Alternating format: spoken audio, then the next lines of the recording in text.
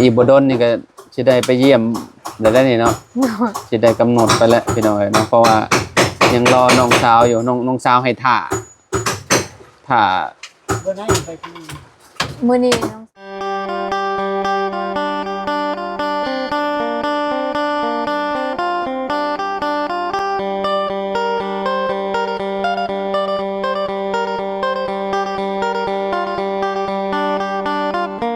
กับสบายดีและสวัสดีเนาะพ่อแม่พี่น้อง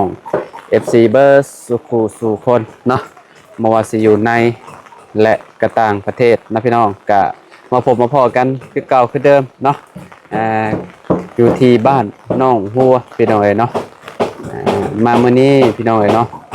ฝนก็ยังตกคือเก่าพี่น้องเนาะวันที่27เดือนตุลา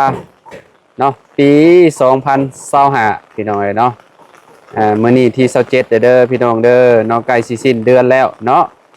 ฝนก็ยังบ่ได้หยุดบ่ได้หย่อนเนาะถ้าเป็นเดือนลาวก็เดือน12แล้วพี่น้องเนาะเดือน12ลาวเนาะคนเกี่ยวข้าวเกี่ยวน้ำเลยเนาะแต่ว่าฝนตกแบบนี้เกี่ยวบ่ได้ดอกพี่น้องเนาะจักสิเฮ็ดจังใดเนาะบางคนก็เข้ามันก็ก้อยเริ่มห่วงเริ่มฮักเริ่มยั้งแล้วพี่น้องเนาะโอ้พายุพี่น้องเนาะเฮ็ดจังใดตั้งแต่เมื่อวานนี่พวกก็ยังบ่ได้หยุดเลยเนาะจนฮอด10 โมงกว่าเลย11 โมงเลยเนาะมื้อนี้ก็ได้ไปใส่ไม่ใส่ก็ยากพี่น้องเนาะรถเบาตูนอันนี้เนาะฝั่งนั้นก็เป็นรถเฮาโอ้พากันเข้ามาบ้านน้องหัวนี่ถือว่าสุดยอดได้พี่น้องเนาะถ้ารถบอดี้นี่ก็คือแบบเรียบร้อยเลยพี่น้องเนาะโตดน้ำมาเนาะอาจสิเฮ็ดให้รถนอกได้เนาะอ๋อทางสร้างเพิ่นก็เนาะกำลังติดบานอยู่พี่น้องเนาะบานประตูหน้าต่างบานประตูทางเข้าเนาะเรือนน้องหัวนี่แหละพี่น้องเอ้ยโอ้จวดจ้าดเลยนี่พี่น้องเอ้ยเนาะไวงามแล้วบาทนี่เรือนน้องหัวเปลี่ยนโฉมใหม่แล้วบาทนี่พี่น้องสีงามเลยพี่น้องเอ้ยเนาะต่างจากตอนแรกๆเลยบาทนี่เนาะสังกะสีกันบนหน้าสีหัวแห้งบ่ได้ดอกเพื่อนเราก็ได้พี่น้องเอ้ยเนาะน่าสิโอเคอยู่เนาะโอเคเดี๋ยวไปหาทางน้องหัวเพิ่นก่อนพี่น้องอยู่เฮือนชาลานแปดเราพุ่นแหละอยู่เทิงเฮือนพุ่นแหละพี่น้องเอ้ยเนาะไปเบิ่งไปชมอยู่เทิงนำกันว่าสิเป็นจังใดพี่น้องเอ้ยเนาะหลังจากที่สร้างเพิ่นติดวงกบพี่น้องเอ้ยเนาะโมเมนต์วงกบเนาะหลังจากที่สร้างเพิ่นติดบุงติดบ้านพี่น้องเอ้ยเนาะไปเบิ่งอยู่เทิงพุ่นแหละพี่น้องโดยบรรยากาศแบบนี้พี่น้องเอ้ยเนาะไปทางใดก็เนาะบ่คืออยู่ในบ่อนนอนได้แบบนี้เนาะไปพี่น้องเอ้ยเนาะขึ้นไปหาน้องเพิ่นอยู่เทิงพุ่นแหละโดยก่อนสิกลับพี่น้องเอ้ยเนาะเบาตูนก็ได้เนาะสบายดีเด้อโอ้ยสบายดีอาจารย์พูดเด้ออาจารย์เด้อเพิ่นนั่นบ่ฮะโอ้เพิ่นเฮ็ดอยู่นี้กำลังขูดประตูอยู่เนาะขูดวงกบอยู่จะได้มื้อนี้ก็คาดว่านี่แหละถ้าฝนหยุดจังหน่อยอาจารย์เดินทางบ่ก็ว่าสิเดินทางพอดีว่าทางผู้คอยช่างไม้ให้เพิ่นหาไม้มาให้นั่นเพิ่นว่าได้ครบแล้วเพื่อนแม่ตู้6 ปีบ่แม่นอาจารย์เพื่อนแม่ตู้อยู่6 ปีแหละได้ครบแล้วโดยแต่ก็เลยว่าสิลงไปจ่ายเงินจ่ายคำเพิ่นก่อนนะจ่ายให้แล้วเรียบร้อยแล้วก็ทางค่อยว่ากันนะสิมาใหม่อยู่บ่มาแล้วเนาะบ่มาบ่ได้แหละมาได้ขอแห่งไปผู้เดียวอยู่ก็ได้ไปกับอาจารย์2 คนได้พี่น้องเจ้ามายังว่าได้ขี่รถตามรางกันต้อยกลางค่ำกลางคืนกันแม่ยังอุ่นใจในได้จะไปนำกันเด้ปกติล็อกตัวนี้เนาะพี่น้องเอ้ยเนาะว่ารถสภาพรถชุมเฮาพี่น้องของเบาตูนของเฮาเขาบ้านน้องหัวนี่ยอมรับเลยเนาะทางอาจารย์บ้านน้องพรเป็นได้ซะทางเข้าก็คล้ายๆคือกันอยู่บ่ถ้าว่าฝนบ่ตกนั่นก็พอไปได้อยู่อาจารย์แต่ว่าฝนตกก็หนักกว่านี้อีกบ้านน้องเกิดอยู่ใกล้กันบ่เฮือนแม่ตู้ 6 ปีกับเพื่อนน้องพรหรือว่าแบบห่างกันประมาณจักกี่เมตรจักเมตร เบิ่งเด้อไปสิเพชรใส่โก้นี่ให้เบิ่งตัวอย่างนี่จากเครื่องน้ำโบสถ์ไปหานี้ โบสถ์ได้น่ะ ไปหานั่นแหละอาจารย์เด้ อ ใกล้ๆนึง บ่ไกลปานใด ใกล้ ฉัน ปาน เนาะ ใดท่อหน้ามีตู้อันของน้องกื้อนั่นขันซื่อ อืม ๆใกล้ๆนึง โดย บ่ได้ไกลปานใด อืม คือได้ว่าสิลงเบิ่งงานทางนั้นนำแน่ เมื่อแล้วสิได้เข้าเลยบ่นี่หรือว่าจังได๋หรือว่า ก็ เมื่อใหม่พุ่น เบิ่งตามสภาพนี่แหละอาจารย์เด้ โดย แต่ว่า แต่ว่าอยู่พ้นฝน ฝ บ่ น ต บ่ ก ตกกับเขาเนาะ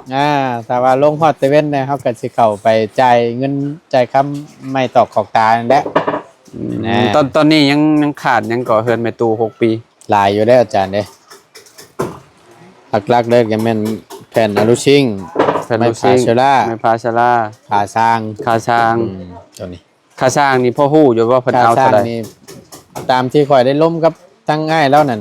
เพิ่นเอาน้ำ13ล้าน 13 ล้าน แม่ คือแบบแล้วทุกอย่างเลย ถูกอย่างเบ็ดเช็ด ก็คือบ้านเฮาภาษาบ้านเฮาล่างตีนขึ้นอยู่เนาะ แม่นอาจารย์ ต้องขอโทษขออภัยด้วยพี่น้อง อ่า พอบ่สุภาพปานใดเนาะ โดย เออ คืออยู่ในหันไปเลยนะ อื เฮ็ดนั่นเฮ็ดนี่ติดบานท่าสีมันจบอยู่ในหันนี่นะ 13 ล้าน 3ล้านละเอา ก็คือขนาดเด้ ขนาดนี้6คูณ4 อ๋อ6คูณ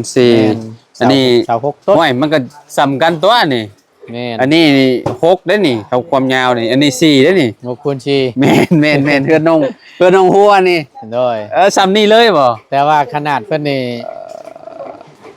อันว่าบ่แม่นขนาดอันช่วงเพิ่นนั่น ทรงน่ะบ่แม่นแบบนี้ บ่แม่นนะ แต่ว่าโมเดิร์นบ่ เสียวช่วงโมเดิร์นได้ โอ้ สไตล์บ้านนอกดาวเขานะ ครับ เพราะว่า อ่า ว่าสิเอาใหญ่หลายมันก็ โอ้เราอยู่กับไผล่ะ เราอยู่คนเดียว อ่า นะ โอ้ยเราอยู่คนเดียวกับสำนั่นก็โอ้ บุรีแล้ว สุดยอดแล้วสำนั่นก็ได้เนาะ เราก็ยังเว้าอยู่ว่าโอ้ยอยากนอนเพื่อนใหม่นี่แหละเราอะ โดย ก็ นั่นแหละ ว่าสิ เนาะ ขันในเพิ่นห้องนึง อ่า อาจารย์เนี่ย โดย แล้วก็เฮ็ดระเบียงหมองนั่งดินนั่งหัวหั่น ห้องหนึ่ง โอเค ก็เตรียมไว้เพิ่นน่ะนะก็คิดไว้พอสิว่านี่ รอบหน้าก่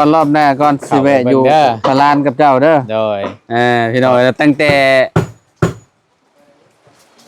บ้านน้องพรบ่ได้เข้าไปนะบ้านเทิมนะตั้งแต่เริ่มนะเอาแร แร ก กๆเนาะ เดี๋ยวเข้าไปมอบเงิน ตอนนั้นแหละ ผ่านปุดเนาะ ผ่านตลอดพี่น้องเอ้ยเนาะแต่ก็บ่ได้เข้าไปเลยบ้านนี้ เออ จนบ้านน้องพรน้องพันธุ์ก็จนแล้วพี่น้องเอ้ยเนาะ แม่น โดนได้พี่น้องบ่ได้เข้าไป ก็ถือว่าสองลังนี่แหละที่แบบเต็ม อืม เฮ็ดเต็มนั่นน่ะ โดย เพื่อนน้องพรหันเพื่อนน้องพันธุ์ อืม แล้วก็เพื่อนแม่ตู้ของน้องพรเพิ่นนี่ก็เห็นทั้งลุงหนวดเปลี่ยนหลัง เป็นหลังคา ไม่พายอย่างต่างๆ โดย บำรุงซ่อมแซมไม้ตรงนั้นก็ได้ อ่า รีโนเวทคือบ้านน้องหัวนี่ ประมาณนั้นนี่แหละแบบนี้แหละอาจารย์เด้แล้วก็ ลุงหนวดอยู่พุ่นบ่ผู้เดียวนี่นะ จำการอยู่พุ่น โอ้ โอ้ แล้วก็เกิดดีครับเฮ็ดบ้านมีตู้อายุ6 ปีแล้วก็แม่น3หลัง 4หลังพุ่นละอยู่ในบ้านเติมใหญ่นะ แต่ละคนก็คือเบาลีอยู่เมืองอัศพังทอง โดย เนาะเบาตูนอยู่เมืองพะลาน โดย ทางทีมงานหลายๆคนกับแบบแยกแบบว่าแบ่งงานกันนะพี่น้อยเนาะต่างคนต่างมีงานของไผของลาวพี่น้อยเนาะ ก็ คือเฮาก็อยู่เซโปนพี่เฮาก็ได้ คือเห็นนั่นแหละ แต่ว่าเฮางานมันรับหน้าที่มันอยู่คนละหม่องกัน แม่นก็เลยแบบโดนๆจังได้พ่อกันพี่น้อยเนาะ คือจังซี่แหละอาจารย์เด้ โดย คือค่อยขึ้นมานี่ก็นี่แหละก็มา อืม อ่ามีข่าวดีมาแจ้งน้องเพิ่นนี่แหละ โดย ขึ้นมานะ เขาดีเรื่องน้ำเรื่องในเมื่อวานนี่แหละเนาะได้แจ้งไปแล้วเนาะ แม่นอาจารย์ พี่น้องเนาะ ก็คือฮู้นั่นแหละ ก็ยังขาดอยู่ได้เนาะประตูนเนาะ ยังขาดอยู่ ขาดอยู่ประมาณ4 ล้านปลายผมบ่ สิตามที่ค่อยไล่ อืม คำนวณเบิ่งระหว่างของข่อยกับ9ล้าน อืม 5ตั้งเบาไล่นำเนบวกใจกันนี่ก็ได้อยู่15ล้านกับ อืม 5แสนแต่ว่าราคาน้ ซาวก็ขาดอยู่ประมาณ4ล้านปลายเนาะ4ล้านห้าเนาะ อยู่4ล้านห้า อืม อันน่ะก็ยังเหลือบ่ได้หลายหรอกอาจารย์เด้ โอ้พี่น้องเอ้ยเนาะ ก็สิว่านี่ เอาก็ขอให้เนาะน้องเพิ่นสมหวังไวๆพี่น้องเอ้ยเนาะ โอ้ย ทางน้องหัว เอา เนาะ ทางบ่ตูนก็ฝากนํเด้อ โดย พี่น้องเด้อผู้ใหญ่ใจดีที่รับเพิ่งรับชมอยู่ณตอนนี้เนาะก็ยังขาดอยู่4ล้านกับ5แสนกีบ โดย ที่ยังบ่พอเด้อเนาะเพื่อเพิ่นเบิ่งอยู่เพื่อเพิ่นอยากร่วมทำบุญนำพนนะ โดย จากคนละล้าน อยากให้ 2ล้าน น้ำให้ได้น้องเพิ่นเนาะ แม่น พี่น้องเอ้ยเนาะ ฝา กั ก บ น้ำทางบ่ตูนก็ได้ อีตนสงสารเราได้พี่น้องเอ้ยมีห้องน้ำใส่เพิ่นว่า คือสิเล่น บ่มี เนาะ น้ำพี่น้องเอ้ยเนาะไปตักน้ำมาแต่ละมื้อก็คือที่ฮู้แล้วเมื่อวานนี่ก็อีหยังขาดเมื่อวานนี่ สายก็ สายกระตุกขาดแตกหมดเลยกระตุกโอ้โหพี่น้องเอ้ยเนาะ บ่ เอาไว้มาเราบ่ได้ใส่น้ำซ้ำ บ่ได้ใส่ครับอุตส่าห์บืนเป็นมาตรฐานเด้ติ โดย คำขาดก็ขาดแต่ท่าพุ่นใครอยู่เฮ้ย แม่นเนาะนี่สิพอได้สมมุติว่ามันบ่แตกก็จะได้ตักใหม่ แม่นนะ เอ๊ะฝั่งนี้เพิ่นก็เจาะได้นี่อะเด้ เพิ่นก็ใส่ปั๊มได้จรวดคือกันพี่น้องอะเด้เนาะนี่ฝั่งเพื่อนน้องพรเพิ่นก็เจาะคือกันพี่น้อง ไล่ เนาะ ไล่เบิดเลยนะเชียว มันได้เบิดแล้วเนาะก็น้ำคือสิดีอยู่ดอกเขาว่าเนาะ แม่น แต่ว่าเพิ่นก็คือสิใช้บ่ขาดปานใดนะเนาะ เพราะว่าชอบมันแถวนี้ อืม แต่ว่าอยากให้ห้างเนี่ยครับมันนี่เห็นแล้ว พอดีฮอดเทิงพวกของลาว บ่ แม่นเราบอกว่า นะ ขึ้นไปฮอดเทิงพวกของลาว ยิงกันพุ่นพอเจาะแถวนั้นก็ได้คะแนนสิเจาะเราว่า เพราะว่าสิมันก็กว้างเติบยามขึ้นไปพุ่น โดย เนาะฮอดต้นบางละมุดพุ่นเราว่าน้องพรเว้าน้องหัวเว้า ใครอยู่ฉันดินแล้วฮอดพุ่นบ่ แม่น ดีแล้วฉัน เนาะ อ้าวซะโอเคเดี๋ยวขึ้นไปหาทางนอกเพิ่นก่อนเนาะพี่น้องเลยเนาะ โดยสบายดีเด้อ เดินทาง พี่น้อเด้อ ปลอดภัย โดย พอกันใหม่ ไว้เอ็นมื้อหน้าเด้ออย่าขึ้นมาเด้อบ่ขึ้นบ่ได้เด้ เอามาแล้วเจ้าต้องมาแล้วเจ้าก็ได้คอยก็คือเก่าคือเดิมมาแล้วขอยก็ได้ เอาน้ำจับเนาะ เนาะมาต้องมาแล้วเนาะพี่น้องเอ้ยเนาะฝนตกอู้มุนมัดน้ำฝนนี่ก็บ่แฮงสมมุติว่าลงไปฝนบ่ตกก็ยังไข่เนาะ นี่ก็ยันแต่พ่นนี่แหละ ยันแต่พ่นแบบ ไปฮอดมันสินำเอาอยู่พ่นก็ได้ แม่น ยาก ตลอดทางไปเลยเป๊ะๆแบบนี้เลยพี่น้องเอ้ยเนาะแต่เมื่อวานนี่ผมยังบ่ได้เช้าอยู่2มื้อแล้วได้นี่ คืนนี่เปิดคืน แม่นนอนแล้วบ่ได้เปิดฮอนแอร์ เปิดก่อนอ่ะ เนาะเดี๋ยวกว่าเสียค่าไฟละล่าเนาะค่าห้องละล่าเปิดโลด 150,000เลย เออ เปิดตุ้มขาว เปิดตู้เปล่าโลดก็เราบ่เปิดโอ้ยว่ะ เปิดเลยก่อน ประหยัดไฟให้กับเจ้าแท้ว่ะนี่ เดี๋ยวเสียเลยเนาะ เนาะ มันก็ได้อุณหภูมิมันนั่นเอา แม่นพี่น้องเอ้ยเนาะ อุณหภูมิมันแน่น้อยนึงนั่นแหละ ไปขึ้นไปเบิ่งเฮือนน้องมันก็ได้เบาตูนเด้อ โดยสบายดีเด้อไป โดยไปพี่น้องเอ้ยเนาะโดยคนกลุ่มอยู่เนาะพี่น้องเอ้ยเนาะโอ้มาเบิ่งทางนี้ก่อนบาทนี่อ้าวสิแล้วแหล้วเนาะโอ้สบายดีเด้อพอเด้อเนาะขออนุญาตเนี่ยเนาะโอ้อ้าวสบายดีเนาะแล้วได้ปะนี่เนาะฮะบ่แล้วบ่ว่าเห็นฟังนี่ก็ติดเลยใช่จะเป็นเฮือนครัวอีกบ่โอ้โดยฟังนี่กำลังสิปิดทวนอยู่พี่น้องเนาะสบายดีแม่โอ้ใช้น้องหัวใช้คือบ่เห็นโอ้บ่ได้อยู่โอ้บ่เห็นโอ้กำลังคอยทางฝั่งนั่นบ่โอ้ก็บ่เห็นนาลีเลยพี่น้องเนาะน้องหัวว่าพี่ก็ได้เนาะพี่น้องเนาะโอ้คักมุมนี้ติดเรียบร้อยเนาะงามมะลินี่เนาะขออนุญาตเนี่ยเนาะโอ้ได้จักกระสอบอันนี้ฮอดบ่10ปลายคือแล้วเบิดแล้วบ่บัดนี้น่ะเข้านี่ได้คนตกเนาะเป็นยังได้ความรู้สึกลูกสาวบอกว่ามีผู้ใหญ่เพิ่นกำลังสมทบจอน้ำจอในให้ลูกสาวเลยมันก็สิสบายกว่าเก่าแล้วบัดนี้เนาะทั้งแม่ก็คิดอยู่ว่าลูกสาวสิได้เฮือนงามแล้วก็สิได้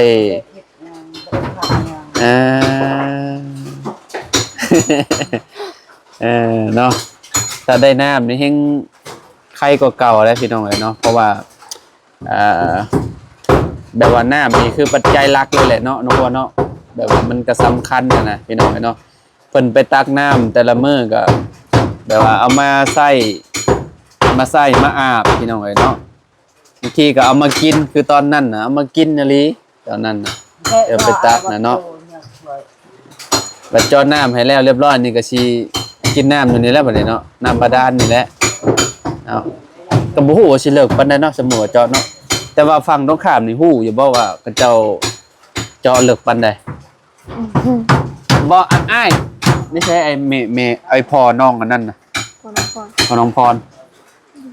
เลิกบ่น้ำเจ้าน่ะแล้วชื่อจังได๋ก็40บ่45เมตรบ่ขาดบ่นะอ๋อใส่สะดวกเนาะ40-50เมตรนี่แหละเนาะเพิ่นก็คือแบบใส่ลมเป่าอะไรพี่น้องใส่ลมเจาะเครื่องใหญ่เลยเนาะแต่ว่าใส่ลงตู้วดเลยเนาะบ่ได้ใส่แบบเครื่องน้อยคืออยู่แถวบ้านเฮาเจาะอยู่แถวบ้านเฮามันก็เพิ่นใช้เครื่องน้อยให้เด้ราคาก็สิบ่แพงประมาณ10,000ปลายประมาณ 6-7 ล้านนี่แหละอยู่บ้านน่ะพี่น้องเอ้ยเนาะแต่ว่าอยู่เขตนี้คือแบบกับบ่ฮู้ว่ามัน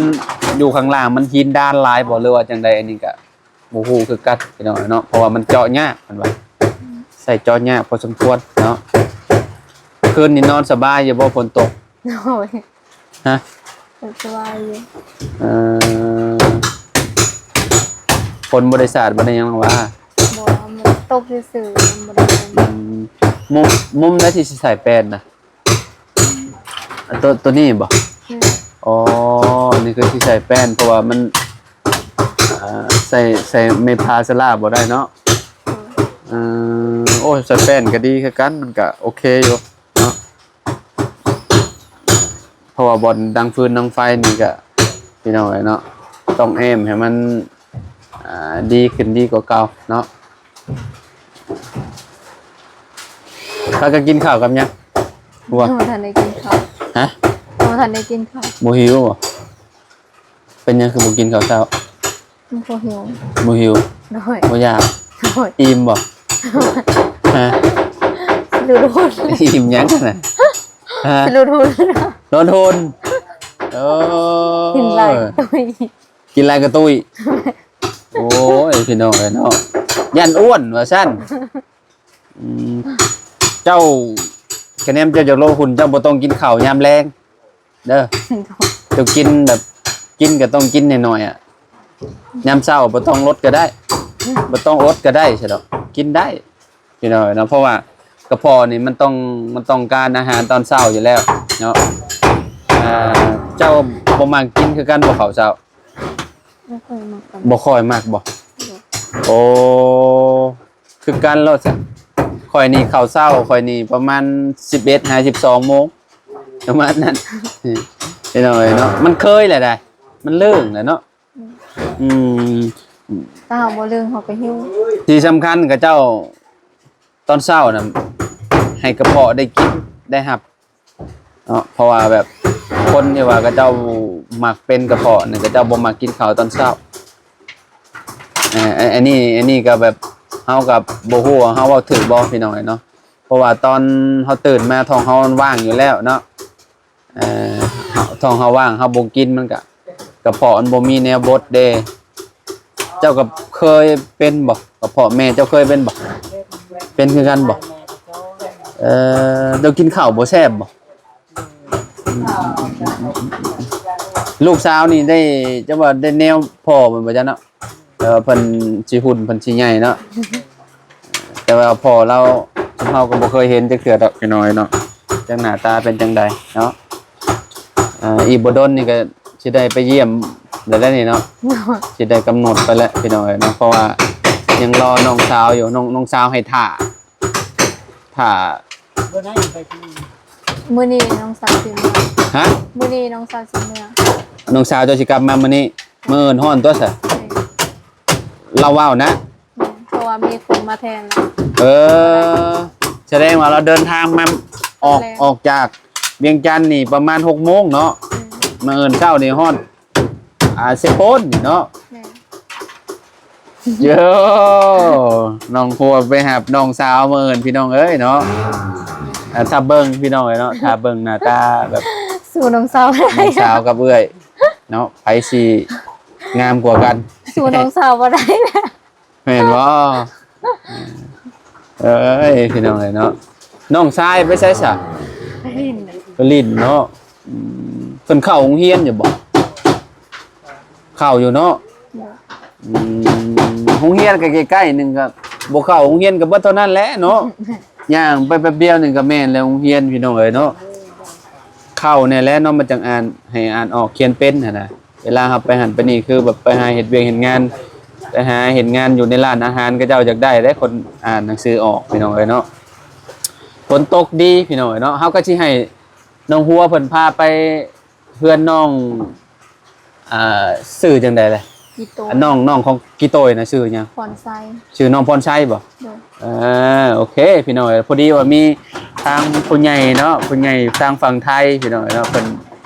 ให้เฮาเนาะเป็นสะพานบุญให้เพิ่นเนาะให้เอาเงินไปให้น้องพรชัยเนาะเฮาก็สิเอาให้เพิ่นครึ่งหนึงพี่น้องเอ้ยเนาะที่เหลือเฮาก็สิซื้อมาม่าพวกไข่ให้เราเอาเนาะหัวเนาะ แม่ เพราะว่า เราก็บ่เคยใช้เงินเป็นปานใด เราก็ใช้เงินบ่ค่อยเป็นปานใดแม่นบ่ซื้อแนวอยู่แนวกินให้เพิ่นนั่น เนาะมันจังอันนั้นเนาะ แม่ โอเคซะเนาะไปซะพี่น้องเนาะอยู่ดีมีเฮงบ่ทุกคนเนาะมื้อนี้เนาะทางเฮือนน้องพัวพี่น้องเนาะทางสร้างก็กำลังเร่งมือเนาะเร่งมือติดบานประตูให้น้องพัวเพิ่นอยู่พี่น้องเนาะตอนนี้ก็แล้วไปแล้วทางนั้นเนาะทางนั้นหนึงยังเหลือทางนั้นแล้วก็ทางหน้ากำลังติดอยู่เนาะยังเหลือฝั่งนี้เนาะเท่านั้นแล้วก็ฝั่งนี้ทางออกนี่พี่น้องเนาะก็สิแล้วหรือบ่จังได๋ก็ถ้าเบิ่งถ้าชมนำกันเนาะน้องหัวน้องแม่เนาะดีใจนะเด้อแม่เด้อสบายดีเด้อ สบายดี พี่น้องเนาะ ดีใจ โดยแม่โดย